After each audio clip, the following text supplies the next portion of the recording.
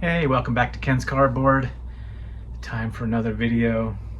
Today we're going to talk a little bit about 1978 Topps and where my collection stands up to date, and talk about the 1977 Reds and what kind of season they had. There was a lot of great players on that team, even though they didn't make it that far that year. So let's take a look at some cards from 1978.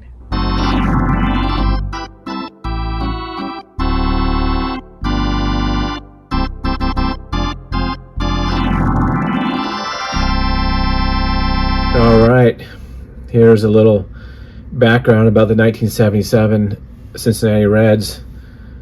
At the beginning of at the end of the 76 season, the Reds ended up trading Tony Perez, future Hall of Famer, to the Expos.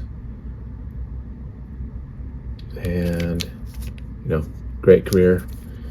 The Reds ended up being second behind the Dodgers in the National League West. For some reason, the Cincinnati Reds are in the West. That's how baseball set up the standings. Anyways, the Reds still had a great team, but the players were starting to age. Pete Rose was racking up hits. He had over 200 hits. I think he had 204 hits in 77. He has set the record for the most career hits by a switch hitter. So, still racking up hits. I think at the time in 1976, 77, he was at just under 3,000 hits at 2,966. So by 78, I'm sure he racked up enough to get 3,000.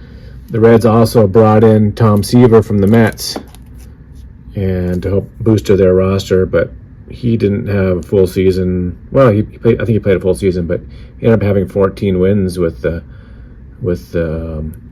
Reds in 77.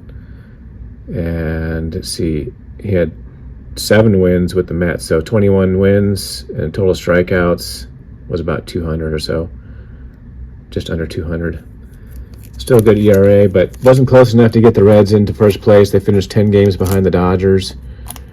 Johnny Bench was an all-star. George Foster was an all-star. Joe Morgan was an all-star. George Foster had his best season of his career. He ended up being the MVP in 1977. Amazing season with a 320 batting average, 149 RBIs, 52 home runs. That was lights out. George became only the 5th man in NL history to hit 50 home runs. So it's a great season by Mr. Foster there. So the Reds 10 games back, aging players, a couple years, the Big Red Machine was kind of fading away, and eventually players would be moving on to other teams like Pete Rose and such. Johnny Bench remained a Red forever. So that's kind of, a little bit of backstory on that, but now I wanted to give you an update of my 1978 Topps set. There was a lot of Reds that were some good players in that team, but the Red Sox also had some great players too, like this guy here, Carl Yastrzemski, who was also an all-star and became a Hall of Famer. This is a beauty. Look at the stats on that. He'd already been playing for since 61. So his first season in 61 was basically, right after Ted Williams finished up his career with the Red Sox and in left field, and then Yastrzemski took over left field in front of the Green Monster in 61. So I think they overlapped a little bit in 1960. I'm not sure that they ever played together, but they basically just transitioned from one Hall of Famer to the next Hall of Famer. And then after that, there was another Hall of Famer coming up we'll talk a little bit about in here in a minute. And then I picked up my first of these rookie cards here, rookie pitchers. Shout out to my buddy Greg over at Tiger727, Jack Morris fan. This is an interesting card here. We got Larry Anderson from the Indians, Mickey Mailer from the Braves, Jack Morris from the Tigers, and then we got Tim Jones. So John Mangini, if you're watching this, or Mike Scoots Collectibles, maybe you can tell me a little bit about Tim Jones. I don't know about him, but check out this image. It looks like they pasted a hat onto his head or airbrushed something, because it doesn't look like the hat's even fitting on his head. He's looks like he has a giant head. But interesting card. But this is the Jack Morris rookie card. Also in 1978, Topps did a Burger King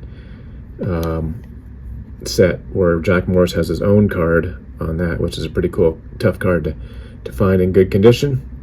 So those are the two cards that I picked up from my 78 Topps collection that I'm putting together. Mainly it's focused on Hall of Famers and All-Stars and a few other players that were significant in that season. And then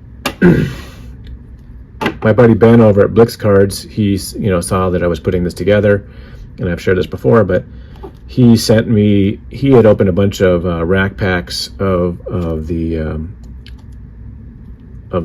78 Topps, and he kind of wanted to help me with my project, so he sent me a bunch of ungraded versions here. So I got another Cincinnati Reds here, Joe Morgan, so we're going to send that in. It's a little bit off-center. We'll see what it gets. And Don Sutton from the Dodgers, and again, a little bit off-center, left to right. A little bit of a diamond cut on this one. Hard to tell, but another Dodger with Tommy John. He was not an All-Star or a Hall of Famer, but just cool card to have Tommy John in the set. Let's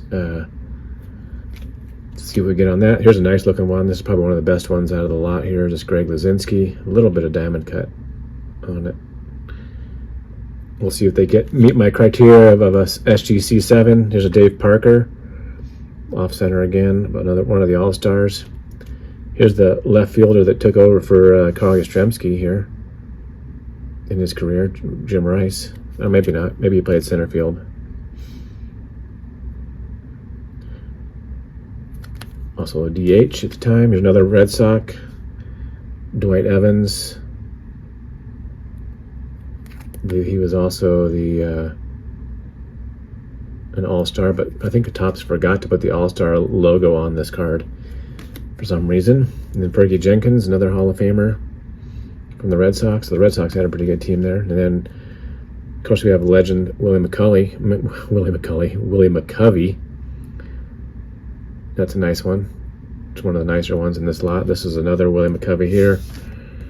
A little bit off-center, but I'm going to send all these in to see what kind of grades they get. And hopefully get some 7s and 8s.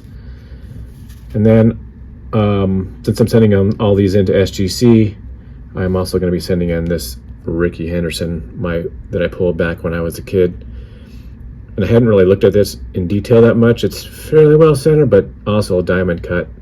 Got a little bit high, a little bit more border up here than down here. So I don't expect more than a 4 or 5 on this one. So it's got some soft corners a little bit because, I moved it around a lot in my boxes. So I'm guessing maybe it'll be a 4.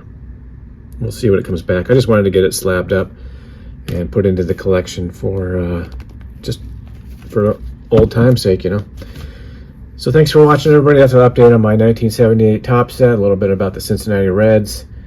We'll see what those come back in a couple of weeks here because SGC is pretty quick. So thanks for watching, everybody, and have a great afternoon or whenever you're watching this. Peace.